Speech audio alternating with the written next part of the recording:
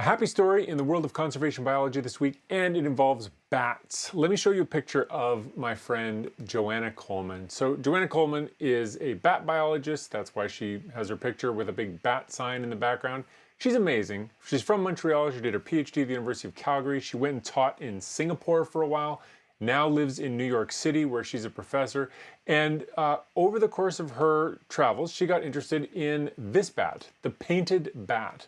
Coryphella picta. This is one of the nicest bats in the world. I've never actually seen one alive, but I've seen dead ones for the reasons that Joanna did her work. They're pretty easy to find in stores where you buy a bat, like a dead stuffed bat, because they're just so beautiful. They have these orange ears, orange face, orange skin over their bones, like their finger bones, but then these black wings. And in the wild, they roost under leaves, and so they really stand out if you know where to look for them. You have to go to Southeast Asia, you check the appropriate leaves, you look underneath, and you might find a little colony of them there. Beautiful bats, relatively easy to catch, and the big problem is there's a market for them. So people want to buy them and, you know, put them up in their house or make them into a hat or whatever they want to do.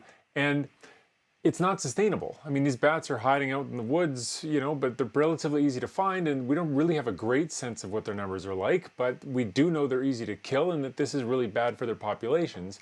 And they get listed on places like eBay or Etsy, and it's this cool thing that it's a bat, and nobody's stopping it from happening. And so Joanna got mad about it, and so she wrote a paper about it. And so this is the paper that came out just in July. And not only did she put out this paper, she's the first author on this, but there are a bunch of other people also on it who did good work here, and a lot of them are really well-respected bat biologists in their own right. But Joanna's taking the lead here.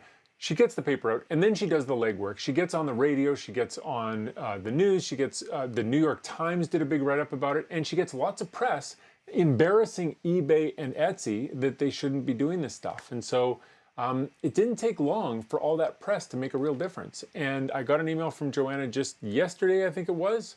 What is that? Yeah, I guess, no, it was 3 days ago now. But anyway, I got an email from her, and it says, I want to share some great news. eBay has removed nearly all listings of bats, and there are no more listings for Coryphella picta. That's the painted bat. And on Wednesday, Etsy updated its policy on prohibitive wildlife species to include all bats. So there are a few listings left last night. She reported them. They've been taken down. Now that she found another one, she reported that. So she's still whack-a-moling a little bit, but the policies are changing, and she's made a real difference. So that's a huge success. And she points out in her email that this is not the end of it. There's probably going to be other ways that these things find their way to market. But the fact that you can't just go to Etsy and eBay and order a painted bat for your hat is good. It's a step in the right direction. So anyway, I love this story because it's a success. And it took about a month from when the paper came out to when real change started to happen. So congratulations, Joanna. And if you like stories like this and you want more of them, you can subscribe to my newsletter. It comes out on Tuesdays. It's called The Bat Signal. Just go to followthebatsignal.com or take a picture of that QR code.